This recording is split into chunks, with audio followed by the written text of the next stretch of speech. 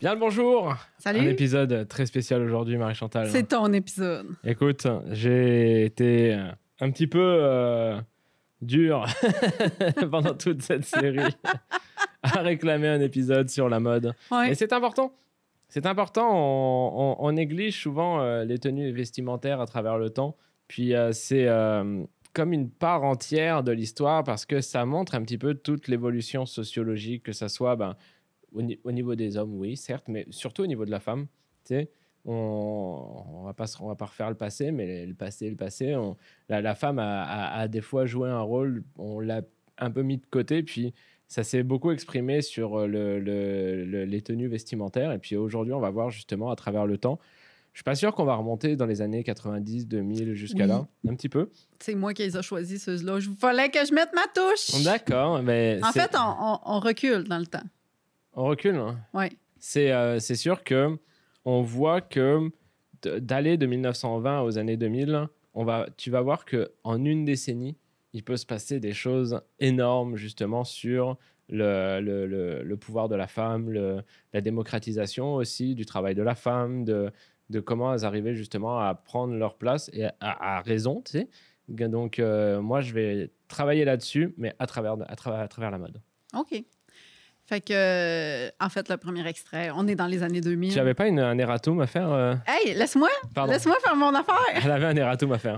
Elle s'est trompée. Je me suis mal exprimée dans l'épisode précédent quand Ouais. j'ai dit qu'on avait 4 sociétés d'histoire au Saguenay-Lac-Saint-Jean. Ouais. En fait, j'aurais dû dire qu'on avait 4 sociétés d'histoire et centres d'archives agréées par BANQ. Mhm. Quand on a l'agrément, ça veut dire qu'on est un petit peu, on passe certaines cotes auprès de BANQ, qui fait qu'on est comme un peu un de leurs partenaires au niveau de l'acquisition d'archives, puis de l'entreposage. On répond à certaines normes. Donc, Okay. on est les 4 agréés que j'ai présentés comme dans l'épisode précédent sur le Saguenay-Lac-Saint-Jean. Okay. Mais il y en a d'autres des sociétés d'histoire au Saguenay-Lac-Saint-Jean, notamment la Société d'histoire de Saint-Félicien, qui est un de nos partenaires sur la voûte.tv. OK. Et j'en profitais pour mettre un petit extrait de l'émission qu'on a, c'est Claire avec Jocelyne. Puis on est dans les années 2000. Puis en fait, j'aime ça parce que, en fait, peu importe l'épisode, la madame est vraiment toujours très, très bien habillée. OK. Puis là, on va la voir là, dans cet épisode-là avec ses chaussures rouges puis son petit veston. Là, c'est vraiment beau. Donc là, on est sur une télé communautaire, Oui. encore une fois. Oui, c'est Puis- le canal Vox à Saint-Félicien. Puis pour ce qu'on a sur la voûte, là, c'est toutes des émissions de C'est clair avec Jocelyne. C'est un peu des émissions d'actualité sur ce qui se passait dans le coin. Ouais. On est en 2005. Tu vois, le gars, c'est belles chaussures. On parle de tout près de 1000 étudiants qui sont là, puis la moyenne d'à peu près 70 c'est des 16-18.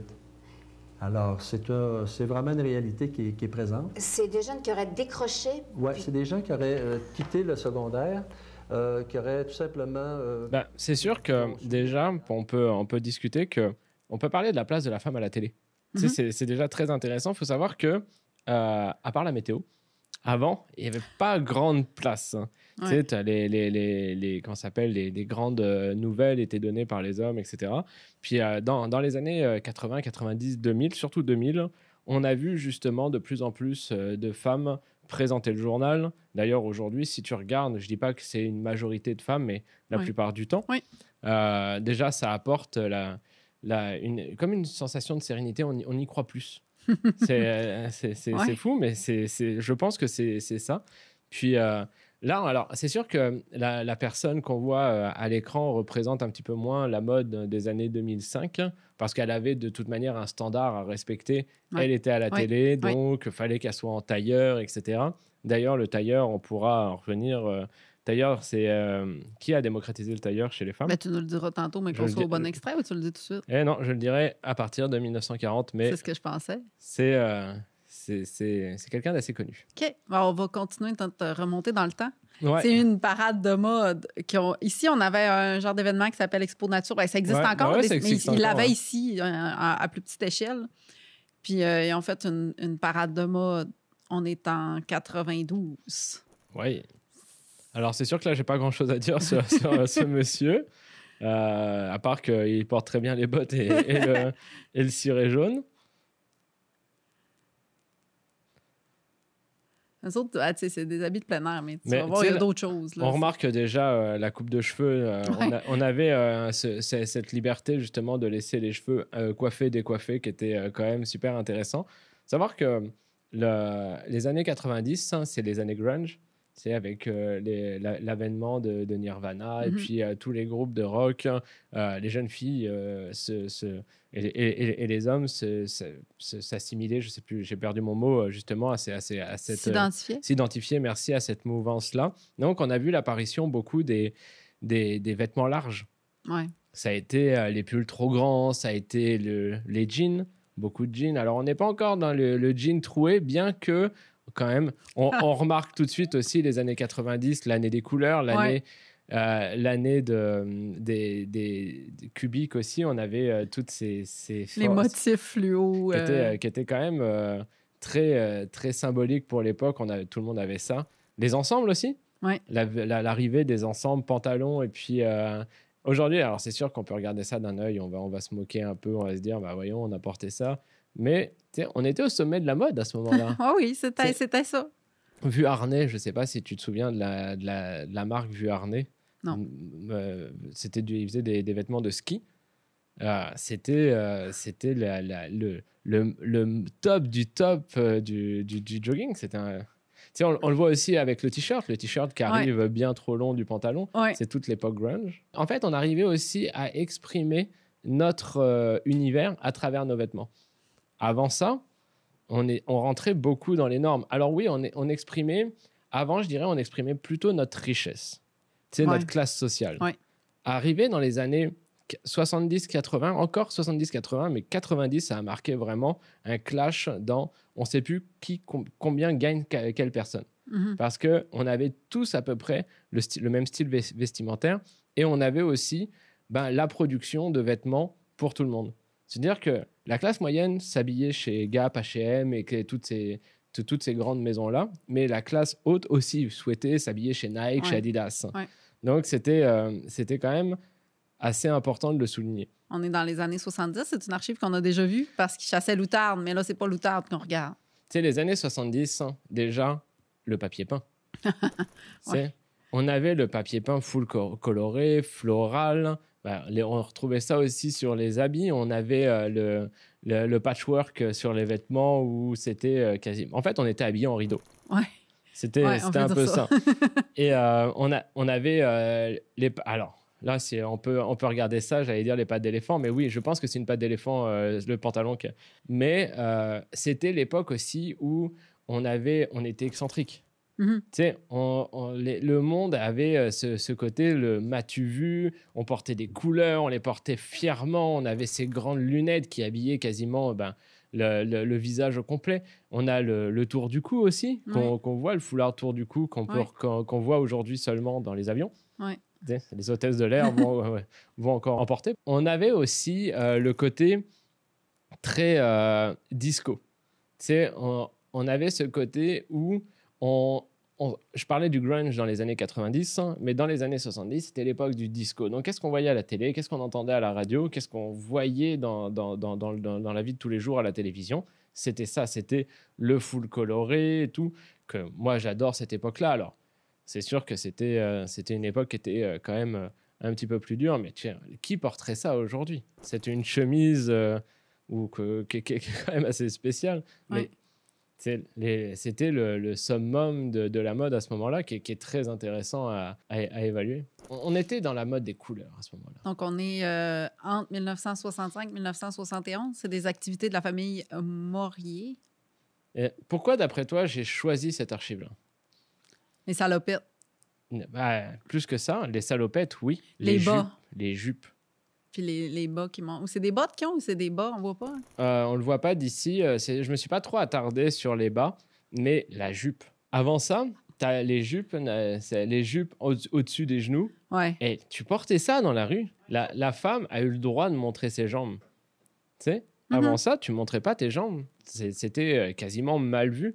Puis on a eu cette explosion justement de la liberté féminine où on a pu justement se montrer un peu plus, oser sortir, tu sais. Alors, tu as l'arrivée des couleurs, forcément, mais les couleurs étaient déjà quand même assez présentes fin des années 50. Mais alors, la salopette courte. Et tu vois, regarde, elle monte ses bras aussi. Ben oui. Nous, ça nous paraît aujourd'hui, on se dit, c'est normal, tu sais, elle a chaud. Mais à l'époque, montrer ses bras, c'était une offense à Dieu, quoi. On est au centre-ville de Thetford Mines en 1965. C'est les gros plans sur les chaussures. Alors, c'est sûr que quand j'ai fait ma sélection d'archives, un des soucis qu'on a au Québec, c'est qu'on a un gros hiver. C'est très difficile de juger la mode quand on est tous habillés en cosmonaute. Ouais. Mais voilà, tu sais, les talons aiguilles. Hein. Avant, il fallait des chaussures plates parce que les talons aiguilles, qu'est-ce que ça fait? Ça fait ressortir les formes. On marche différemment avec des talons. Bon, alors tu me diras, ces talons-là étaient quand même assez bas. Mais... Je me suis pas attardé sur les coupes de cheveux parce que c'est quelque chose que je maîtrise moins. Mais je pense que quelqu'un qui serait capable d'en parler aurait des choses à dire. Ouais. Mais c'était... Les coupes de cheveux ont évolué aussi. Donc là c'est une archive de Belle, de mémoire. Oui.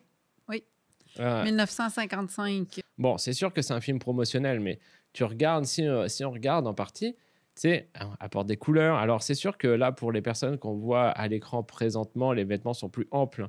Donc, je m'étais plus arrêté sur la personne qui était en brun, mais c'était la révolution féminine. On est en 55, hein, on est à l'après-guerre.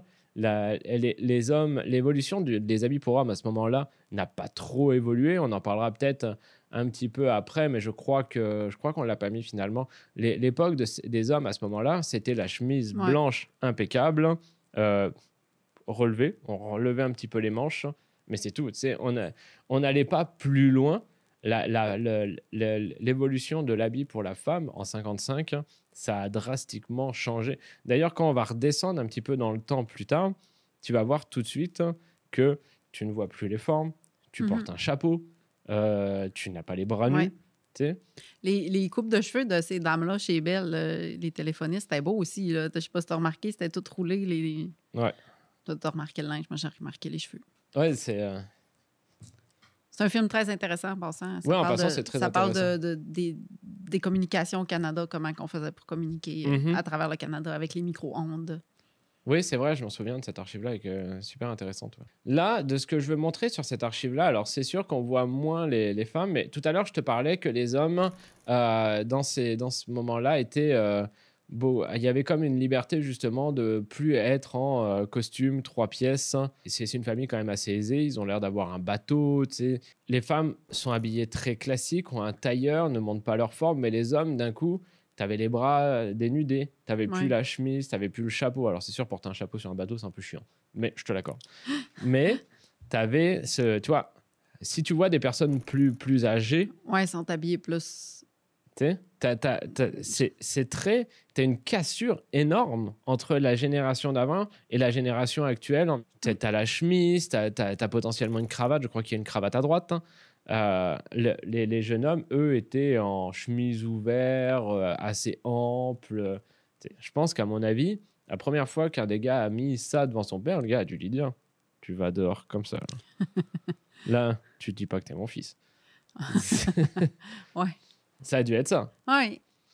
Et c'est important parce que, tu sais, aujourd'hui, en plus, si on fait l'analogie avec aujourd'hui, c'est-à-dire, on est parents, mais pas en âge de juger encore ça, mais quand on voit des jeunes hommes, des jeunes filles sortir dans la rue, tu sais, on les regarde, on se dit, voyons donc, tu sais. Ouais, genre aller à l'école en plein hiver avec pas de mitaine, pas de cache-cou, pas de tuque, puis juste un petit manteau. Oui. C'est de ça qu'on parle. Non, c'est pas vraiment. Je veux dire le style vestimentaire. Revenons en été, s'il te plaît.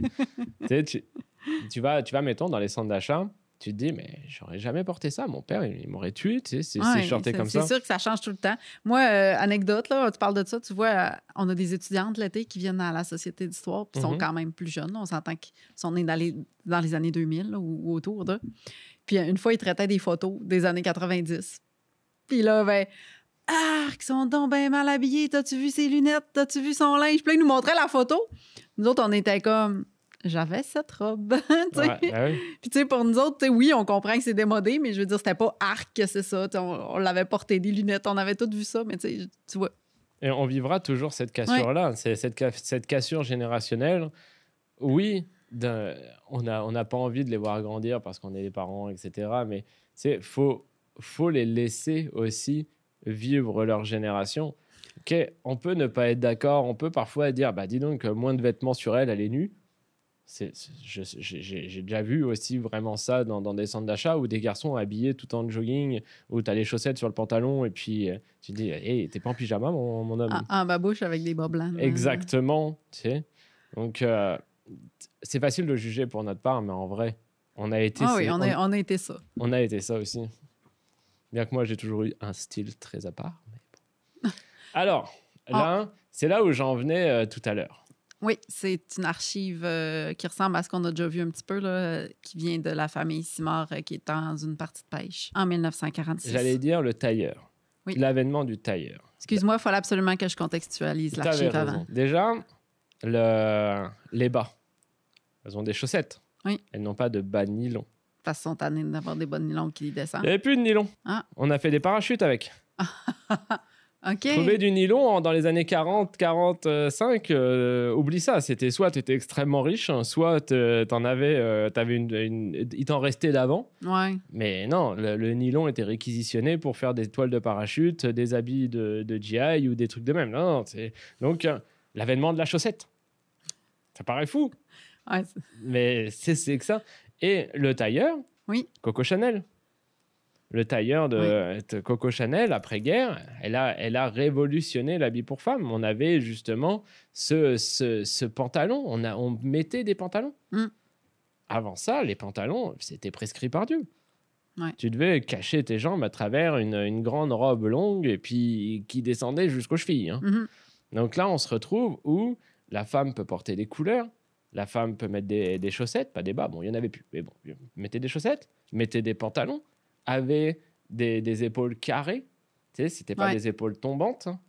Donc c'était une révolution. Mm-hmm. La majorité des pays, ça s'est arrivé là, qu'on a fait justement les droits de vote pour la femme sont arrivés dans les années 40 en majorité.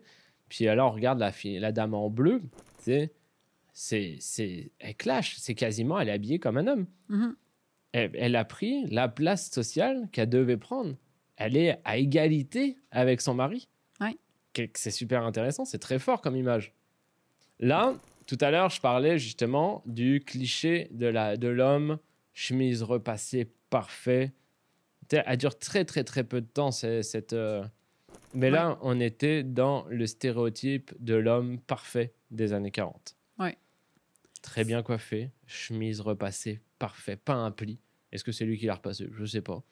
Mais c'était ça. C'était l'homme un peu marinière, comme on voit là.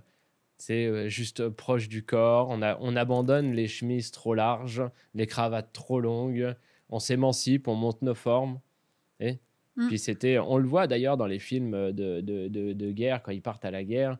On voit l'homme, le stéréotype de l'homme parfait, body, pas moi, quoi. C'est une archive, en passant, qui fait partie de notre collection La Vôtre.tv, qui est, en fait, c'est arrivé qu'il y avait des gens qui voulaient donner des archives directement à La Vôtre.tv pour être diffusées. Donc ici, c'est M. Marc Lucier qui nous a fait parvenir certaines archives là, qu'il possédait lui-même. Je me souviens de ce monsieur qui nous avait écrit. Oui, puis tu sais, je trouve ça le fun. Tu sais, idéalement, en fait, ce qu'on fait quand on a des offres comme ça, c'est qu'on les redirige vers nos partenaires. Mais dans son cas, il n'y avait pas vraiment de centre d'archives chez qui il pouvait aller, qui couvrait son territoire qui aurait été sur la vôtre, parce que lui, ce qu'il voulait vraiment, c'était faire voir ses archives. Merci à M. Lucier, parce que c'est la seule archive d'hommes, justement, en chemise que j'ai cherché longtemps, que j'ai fini par trouver. Tant mieux. C'est une vidéo de la famille de Georges-Édouard Derry, qui couvre plusieurs années, c'est-à-dire entre 30 et 51. 1930 et 1951. Là, on voit donc les bras nus, mais surtout, là où je voulais me montrer, c'était la robe échancrée. Tu sais, là, d'un coup, tu montrais au monde que la femme n'était pas juste un buste, une tête, tu sais, qu'il y avait quelque chose par après, tu sais. Puis c'est quand même assez intéressant de voir que tu avais des femmes qui voulaient déjà à cette époque montrer, voulait s'affirmer, tu sais, en tant que femme. Oui, on est dans une grande ville. Tu sais, ça m'étonnerait qu'on aurait vu ça, par exemple, en Gaspésie, en Côte-Nord. C'est une famille du comté de Portneuf. Fait que on peut se dire qu'on est dans ce coin-là. Et on est dans le début des magasins d'habits. Là, faut se rendre compte qu'avant ça, les gens qui portent des habits quand même chers sont faits sur mesure. Donc là, on est dans le début où tu pouvais acheter le même vêtement que ta voisine. Et c'est très important parce que si... Je vais essayer de retourner ma phrase sans que ça paraisse trop macho. Je veux dire, si un homme autorisait sa femme à s'habiller d'une certaine manière, ça légitimait la voisine de dire, garde, Mireille, ma voisine, là, et son mari accepte ça. Ouais. Et puis peut-être que le mari de la personne qui voulait ça se dit, bah, c'est vrai que Mireille est plutôt jolie dans son habit. Puis d'un coup, elle dit, ah, mais t'as acheté ça où? T'as acheté ça là? T'avais pas besoin de dire, bah tiens, j'étais voir un tailleur qui m'a fait ça sur mesure, ça m'a coûté une beurrée, on part pas en vacances pendant 2 ans. Ouais. Tu sais? Ouais. Donc, t'avais la démocratisation des habits. Ça, c'est important de le noter. Ouais. Alors, moi, j'ai fait une analogie là-dedans. J'ai peut-être tort, et puis au pire, c'est pas grave. La cloche, c'est quand tu regardes les sœurs, elles ont, tu sais, t'as le... à l'époque, ben, les femmes portaient beaucoup de chapeaux cloches, quasiment toutes.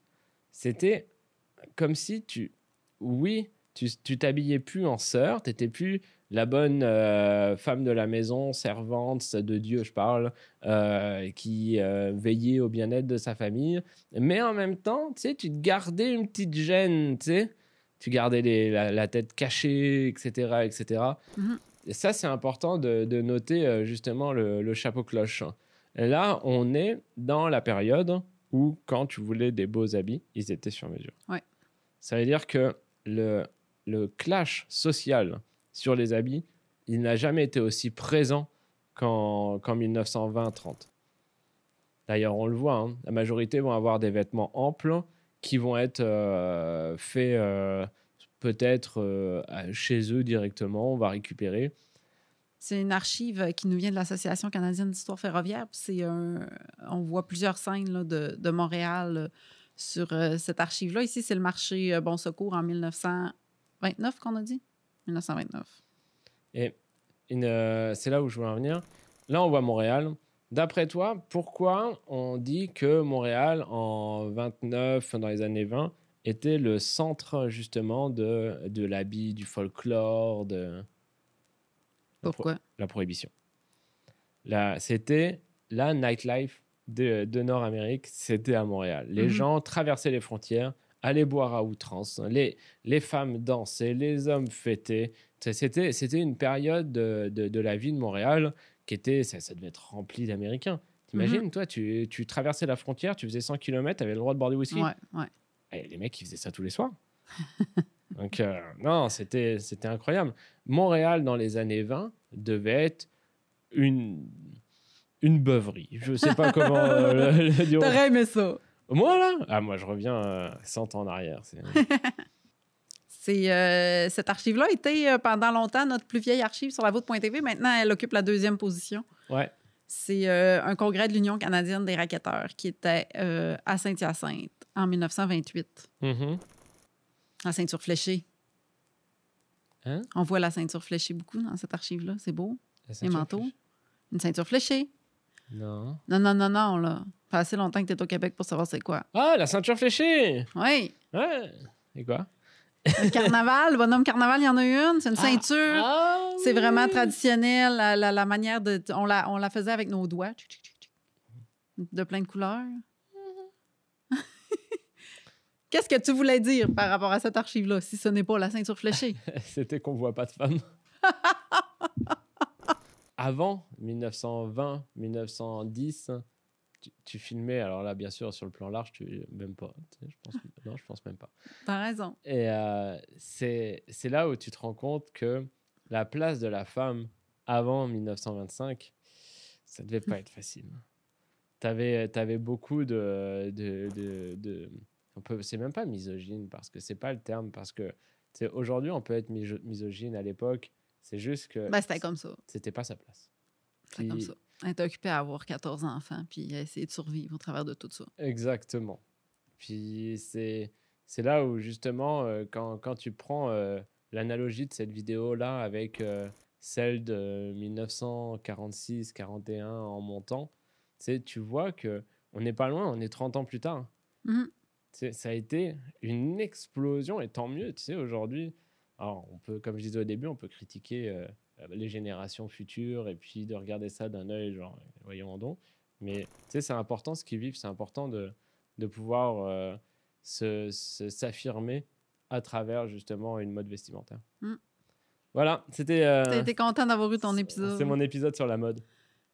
Tant mieux si t'es content. Ben oui, mais je pense que c'est... Je pense que t'as assez parlé. Vous voyez ce que je vis? Ben là... C'est tous les jours comme ça. Moi, je devais m'affirmer avec la mode aussi. Moi, Ouais. je vais me démocratiser. J'allais dire, prochain épisode, tu t'habilleras en fluo. Oui, exactement. Oui. Retrouvez-moi en combinaison de ski à 1970. On fluo. va être déçus, ça sera pas le cas. Non, ça sera pas le cas. Ouais, je ferai une photo de moi. En tout cas, merci beaucoup d'avoir suivi cet épisode. Puis j'ai pris un vrai plaisir à travailler ça, puis à pouvoir exposer un peu. Finalement, c'était la mode, mais on a plus parlé de la femme. Ouais, finalement. tant mieux. T'as bien fait ça. Ben oui. Oui. Ben oui, C'est c'était intéressant. important. Oui. Merci. Merci. Bye. Salut. Rentrez chez vous.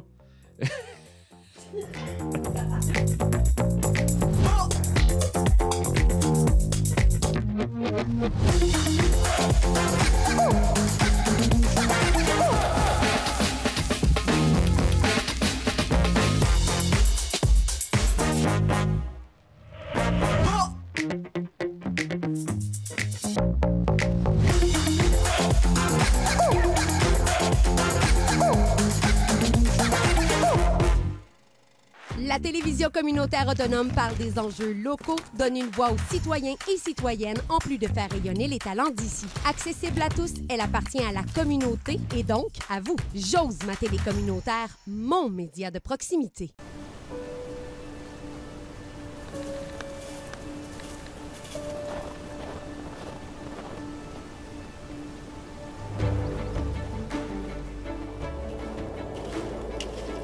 Ça paraît pas, hein?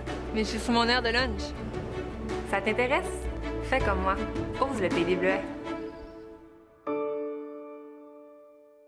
Place aux jeunes, c'est probablement la solution à ton problème de main-d'œuvre. La mission de Place aux jeunes, c'est de mettre en contact des entreprises des régions avec des professionnels diplômés et qualifiés entre 18 et 35 ans. Les chances sont très élevées pour qu'ils trouvent le candidat parfait pour ton entreprise. C'est pas mal le tour. Sans frais, j'ai-tu dit? C'est sans frais! Là.